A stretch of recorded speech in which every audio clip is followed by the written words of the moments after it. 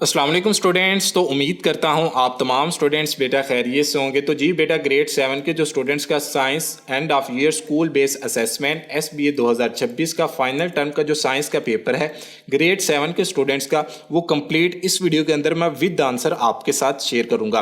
तो सबसे पहले ग्रेड 7 का जो SBA वाले स्टूडेंट्स हैं उनका जो साइंस का पेपर है बेटा आपका 100 मार्क्स का होगा। अब 100 मार्क्स में आपके पास जो टाइम होगा वो 3 घंटे का टाइम होगा। अब इसमें बेटा आपके दो पार्ट हैं। पार्ट ए जो कि आपका बेटा 48 मार्क्स के ऊपर मुश्तमिल है, तो 48 मार्क्स के आपको बेटा MCQs आएंगे, यानी कि जो आपका हिस्सा ऑब्जेक्टिव है MCQs वाला पोर्शन, इसमें बेटा आपको 48 मार्क्स के MCQs आएंगे। अब कितने MCQs आएंगे? सबसे पहले 32 MCQs बेटा आपको आएंगे और हर एक MCQs बेटा आपका 1.5 मार्क्स के ऊपर मुश्तमिल होगा। तो ये आपका हिस्सा ऑब्जेक्टिव है, इसे आप तमाम स्टूडेंट्स एक दफा देख सकते हैं। इसके बाद जो आपका पेपर बी है 52 मार्क्स के ऊपर बेटा मुश्तमिल है। तो अब पेपर बी है जो आपका वो हिस्सा सब्जेक्टिव है। हिस्सा सब्जेक्टिव किस तरह का आपको पेपर में आएगा और कितने क्वेश्चन होंगे? तो सबसे पहले question number 33, question number 34, question number 35, question number 36 and question number 37। तो हिस्सा सब्जेक्टिव में बेटा आपको 5 क्वेश्चन आएंगे और 5 के 5 क्वेश्चन ही पेपर में आपने अटेम्प्ट करने हैं। और हर एक क्वेश्चन के बेटा आपके 3 पार्ट हैं, ए पार्ट, बी पार्ट और सी पार्ट। और तीनों पार्ट्स के बेटा आपके हर एक क्वेश्चन के डिफरेंट मार्क्स हैं। जैसे पार्ट नंबर 1 क्वेश्चन नंबर 33 का जो पार्ट नंबर 1 है इसके 2 मार्क्स हैं, पार्ट नंबर बी के 4 और पार्ट नंबर सी के भी 4 मार्क्स हैं। लेकिन इधर देखें क्वेश्चन नंबर 36 को, 36 का जो पार्ट ए है उसके बेटा आपके 3 मार्क्स हैं, पार्ट बी के भी 3 मार्क्स हैं, लेकिन पार्ट सी के 4 मार्क्स हैं। तो देख लिया ना आपने, हर एक क्वेश्चन के हर एक पार्ट के आपके बेटा डिफरेंट मार्क्स होंगे। लेकिन ये जो आपका हिस्सा सब्जेक्टिव है इसमें आपके पास कोई चॉइस नहीं होगी, ना ही आपके पास हिस्सा ऑब्जेक्टिव में चॉइस है और ना ही आपके पास हिस्सा सब्जेक्टिव में चॉइस है। आपने तमाम के तमाम क्वेश्चंस को पेपर में अटेम्प्ट करना है और ये आपके बेटा 5 क्वेश्चन है और हर एक क्वेश्चन के 3 आपके पार्ट्स हैं। तो 5 को 3 से मल्टीप्लाई करें तो 15, तो 15 क्वेश्चंस आपके पेपर में बनते हैं और 15 के 15 क्वेश्चंस ये आपने पेपर में अटेम्प्ट करने हैं। तो ये आपका बेटा 52 मार्क्स का हिस्सा सब्जेक्टिव कंप्लीट। अब बेटा मैं इंग्लिश मीडियम के अंदर भी आपके साथ पेपर शेयर करूंगा एंड उर्दू मीडियम के अंदर भी मैं आपके साथ पेपर शेयर करूंगा। दोनों पेपर एक जैसे हैं, दोनों पेपर्स के अंदर 1% भी डिफरेंस नहीं है। तो सबसे पहले मैं आपके साथ हिस्सा ऑब्जेक्टिव शेयर कर देता हूं, यानी कि MCQs। तो MCQs शेयर करने से पहले मेरे आप तमाम स्टूडेंट्स एक छोटी सी रिक्वेस्ट है कि अगर आप बेटा चैनल पर नए हैं चैनल को जरूर सब्सक्राइब करें, वीडियो को कर दें जल्दी से लाइक। तो सबसे पहले क्वेश्चन नंबर 1 है इस ऑब्जेक्टिव का। Question number 1, during photosynthesis which of the following gases is produced. तो इसका बेटा आपका बी ऑप्शन करेक्ट है, ऑक्सीजन। तो इधर भी आपका ऑक्सीजन बी ऑप्शन करेक्ट होगा। इसके बाद the productive layer of the root is, तो इसका बी ऑप्शन करेक्ट है, तो इधर भी आपका बी ऑप्शन करेक्ट है। इसके बाद transport of food in plant is known as, तो सी ऑप्शन करेक्ट है, ट्रांसलोकेशन। तो इधर भी आपका सी ऑप्शन करेक्ट है, ट्रांसलोकेशन। इसके बाद transpiration rates are likely to be higher on dash day, तो बी ऑप्शन करेक्ट है, अ हॉट एंड विंडे, गर्म और तेज हवा वाले। तो ये बेटा बी ऑप्शन आपका करेक्ट है। Which part of the circulatory system is responsible for carrying oxygenated blood to the body, तो ये बी ऑप्शन करेक्ट है, वेन्स। तो इधर भी आपका MCQs नंबर 5 का बी ऑप्शन करेक्ट है, veins. MCQs number 6, which of the following processes helps has carry oxygen in our body, तो इसका है रेस्पिरेशन। तो इधर भी आपका क्या आंसर है, रेस्पिरेशन। ए ऑप्शन इधर भी करेक्ट है MCQs नंबर 6 का। MCQs number 7, the heart is surrounded by a thin transparent double layered membrane called, A option correct है। तो इधर MCQs नंबर 7 का ए ऑप्शन करेक्ट है, पेरिकार्डियम। इसके बाद नेक्स्ट चलते हैं MCQs number 8, which blood vessels have thinner walls and lower blood pressures. तो इसका बेटा आपका आर्टरीज वाला ऑप्शन करेक्ट होगा, ए ऑप्शन। इधर भी आर्टरीज, ए ऑप्शन करेक्ट है। MCQs number 9, virus is capsid is made up of protein, A option इसका करेक्ट है, इधर भी ए ऑप्शन करेक्ट है, protein. MCQs number 10, which is the specific role of thymus in the immune system. तो इसका बेटा B option correct है, मेचर्स T lymphocytes. तो बी ऑप्शन करेक्ट है MCQs नंबर 10 का, टी वाला option. MCQs number 11, why is it important to wash fruits and vegetable before eating, eating से पहले जो हम अपना वॉश फ्रूट करते हैं या किसी वेजिटेबल को वॉश करते हैं, वो वॉश करना क्यों इतना इंपॉर्टेंट होता है? क्योंकि to prevent infection. C option इसका करेक्ट है, टू प्रिवेंट इन्फेक्शन, इन्फेक्शन से बचाव के लिए। MCQs number 12, covering cuts and wounds with the bandage help to. तो सी ऑप्शन करेक्ट है, प्रिवेंट इन्फेक्शन। तो इधर भी आपका प्रिवेंट इन्फेक्शन, इन्फेक्शन से बचाव के लिए। इसके बाद MCQs number 13, in the given image the label part x. ये आपके पास एक इमेज है, इस इमेज के अंदर जो आपका एक्स पार्ट लेबल किया गया है वो कहाँ लेबल किया गया है? एक्स पार्ट आपका न्यू इलेक्ट्रॉन के ऊपर लेबल किया गया है, ये देखिए ये लेबल किया गया है इलेक्ट्रॉन पर। तो इसका ए ऑप्शन करेक्ट होगा, इलेक्ट्रॉन। तो इधर भी ए ऑप्शन करेक्ट है, क्वेश्चन नंबर 13 का electron. MCQs number 14, the maximum number of electrons in a shell is calculated by. तो बी ऑप्शन करेक्ट है, 2n²। तो इधर भी 2n², बी ऑप्शन करेक्ट है। MCQs number 15, which physical property of the material is used to obtain petroleum products. तो C option correct है, boiling point. तो इधर भी boiling point, C option correct है। MCQs number 16, is the result of chemical reactions of metals like silver, copper and aluminium with. तो इसका option है oxygen. ये आपका बेटा बी ऑप्शन करेक्ट है, इधर भी आपने देख लेना है, बी ऑप्शन ऑक्सीजन। इसके बाद MCQs number 17, the chemical bond shown in the image is. Chemical bond है, ये शो कर रहा है इस इमेज में, वो कौन सा केमिकल बॉन्ड है? वो है सिंगल कोवेलेंट बॉन्ड। ये कॉन्ड नहीं है, ये बॉन्ड है। जैसे डबल कोवेलेंट बॉन्ड है ना, तो ऊपर कॉन्ड की जगह क्या आता है? बॉन्ड। तो single covalent bond, B option इसका करेक्ट है। तो इधर भी single covalent bond. MCQs number 18, if sodium Na has a valency of +1 and chlorine has a valency of -1, which is the chemical formula of sodium। तो आपने बताना है कि केमिकल फार्मूला क्या होगा सोडियम क्लोराइड का। तो इसका ए ऑप्शन करेक्ट है, NaCl। तो इधर भी ए ऑप्शन करेक्ट है, NaCl, MCQs नंबर 18 का। MCQs number 19, if you dissolve 1 gram of sugar in 500 centimetre cube of water, will you classify the solution. तो इसका डी ऑप्शन करेक्ट है, डाइलोट। तो इसका भी इधर डाइलोट आंसर करेक्ट है, डी। MCQs नंबर 19 का। MCQs number 20, a solution that has a lower amount of solute compared to the solvent is called dilute solution। B option आपका करेक्ट है, इधर भी dilute solution। MCQs number 21, an example of contact force is mechanical force। A option correct है, तो mechanical force 21 MCQs का answer है। MCQs number 22, if you drop a ball from a roof, which of the following forces is cause it to fall to the ground? Gravity। C option correct है, तो इधर भी gravity।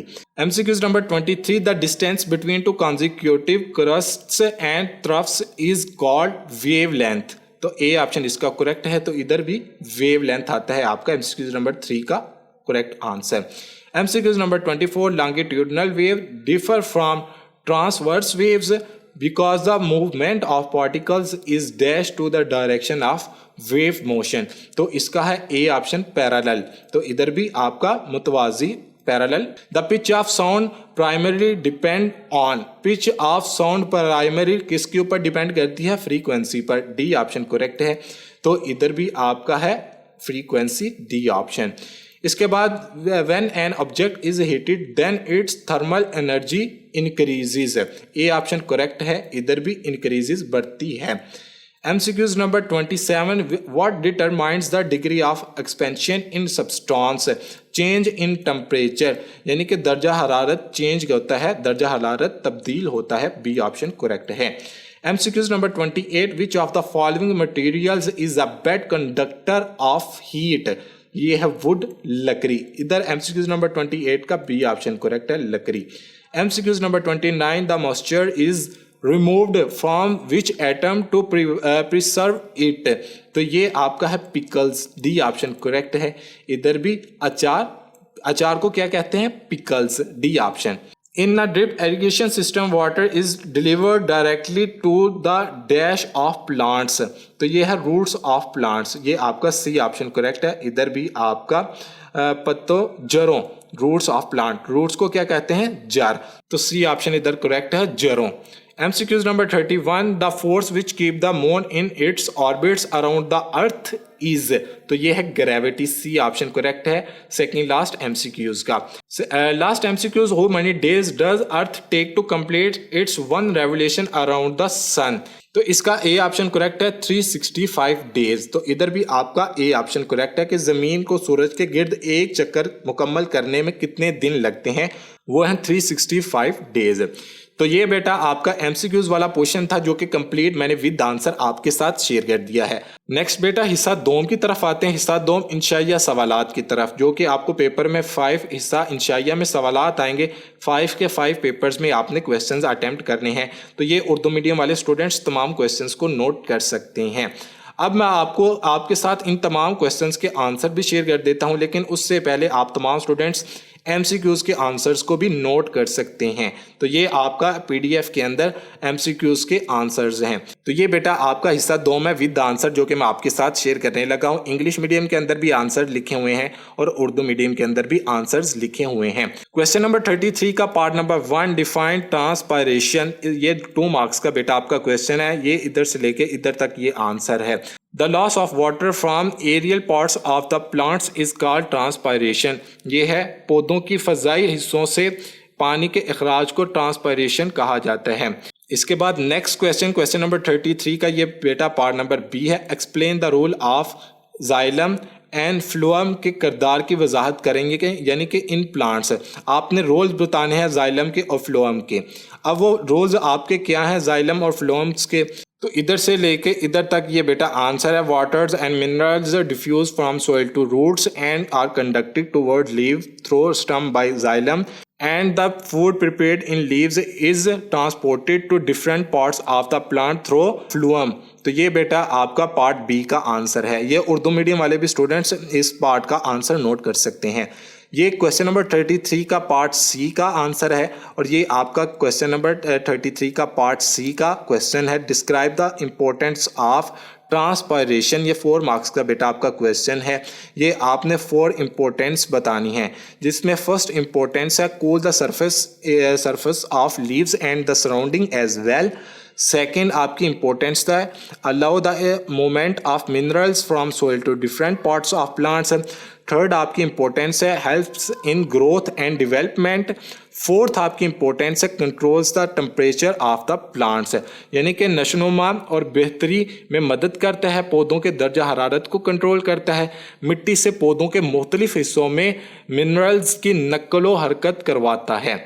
इसके बाद question number 34, इसका ए part है define respiration. 2 marks का बेटा ये आपका क्वेश्चन है। डेफिनेशन आपने बतानी है रेस्पायरेशन की। Respiration is the process to release energy from food during a series of reaction each of which is catalysed by a specific enzyme, यानी कि रेस्पायरेशन एक ऐसा अमल है जिसमें रिएक्शन की एक सीरीज के दौरान खुराक से तवानाई खारिज होती है, जिसमें से एक को मखसूस एंजाइम के जरिए कैटलाइज किया जाता है। इसके बाद ये क्वेश्चन नंबर 34 का पार्ट B है। Explain the type of respiration. 4 marks का बेटा ये क्वेश्चन है। आपने रेस्पायरेशन की टाइप्स बतानी है, कितनी टाइप्स हैं। There are 2 types of respiration. Respiration की 2 किस्में हैं।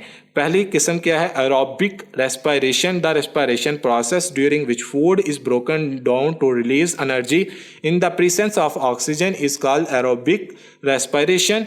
और ये है सांस लेने का अमल जिसके दौरान ऑक्सीजन की मौजूदगी में तवानाई के अखराज के लिए खुराक का टूटना है, इसे एरोबिक रेस्पायरेशन कहते हैं। सेकंड आपकी टाइप है anaerobic respiration, the break down of food substance in the absence of oxygen is called anaerobic respiration. इसके बाद सी पार्ट है क्वेश्चन नंबर 34 का। Write any 2 difference between breathing and respiration. आपने difference बयान करना है ब्रीथिंग और रेस्पायरेशन के दरमियान। अब डिफरेंस कैसे, सबसे पहले आप लिख सकते हैं।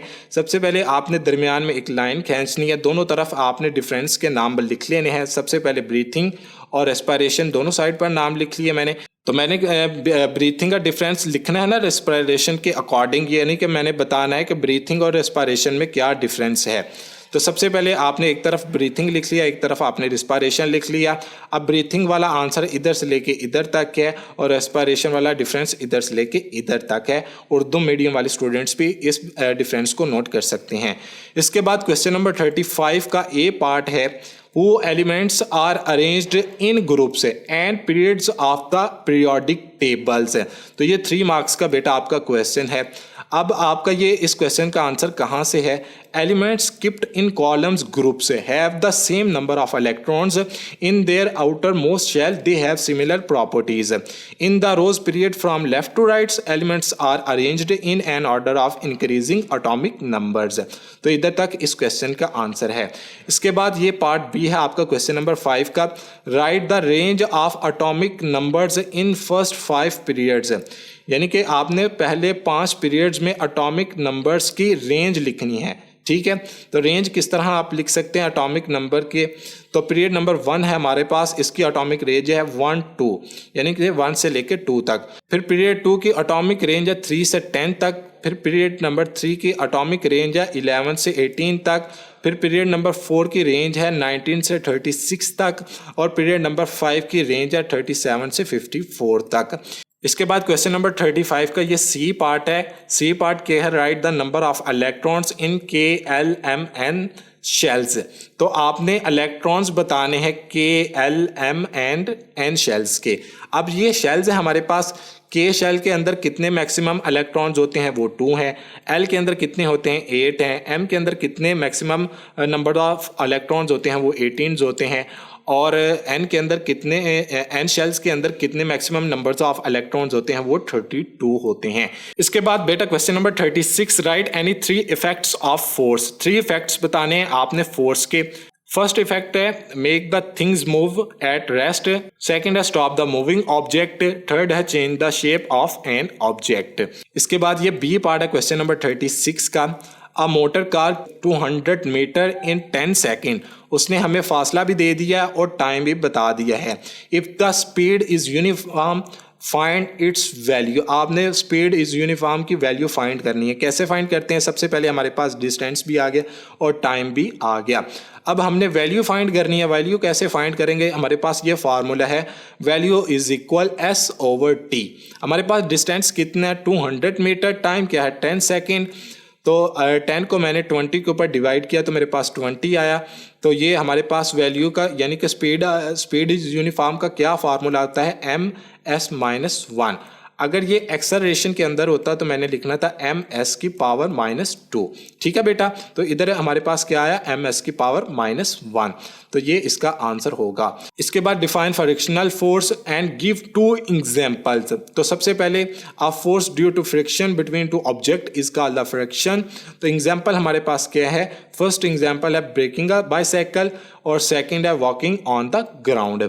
इसके बाद लास्ट क्वेश्चन नंबर 37 का ए पार्ट है, what types of force is responsible for the rotation of moons around the earth. 2 marks का बेटा ये आपका क्वेश्चन है। इधर से है the moons revolve around the earth due to gravitational force. Question number 37 का बी पार्ट है, Why do constellations appear during certain parts of the year। ये 4 मार्क्स का बेटा इधर से लेके इधर तक ये आपका आंसर है, इसे नोट कर सकते हैं। और लास्ट आपका पार्ट है क्वेश्चन नंबर 37 के लास्ट क्वेश्चन का last part, What causes the change in season on earth। 4 marks का बेटा ये आपका क्वेश्चन है, इधर से लेके इधर तक इसका ये आंसर है। उर्दू मीडियम वालों का भी आंसर यहाँ से शुरू होता है, ये नमूना का जवाब। जहाँ ये नमूना का जवाब लिखा होगा उससे आगे वाली लाइन से आपका उर्दू मीडियम वाले स्टूडेंट्स का हर क्वेश्चन का आंसर शुरू होगा। तो ये बेटा आपका ग्रेड 7 साइंस का कंप्लीट पेपर है जो कि मैंने English medium and Urdu medium के अंदर मैंने आपके साथ शेयर कर दिया है। अगर बेटा इस पेपर के अंदर भी अगर किसी क्वेश्चन की आपको समझ ना लगी हो तो उस क्वेश्चन को आप कमेंट बॉक्स के अंदर मेंशन कर सकते हैं। तो ये ग्रेड 7 साइंस का कंप्लीट पेपर मैंने आपके साथ शेयर कर दिया है। तो इस पेपर को बेटा आपने कंप्लीट अच्छे तरीके से प्रिपेयर कर लेना है। तो बेटा अगर आपको इधर तक वीडियो अच्छी लगे तो वीडियो को कर दें जल्दी से लाइक, चैनल को कर दें सब्सक्राइब, वीडियो को अपने दोस्तों के साथ जरूर शेयर करें और वीडियो के कमेंट बॉक्स के अंदर अपनी अपनी राय भी जरूर पेश करें। मिलते हैं एक और नई वीडियो के साथ, दीजिए इजाजत। अस्सलामु अलैकुम।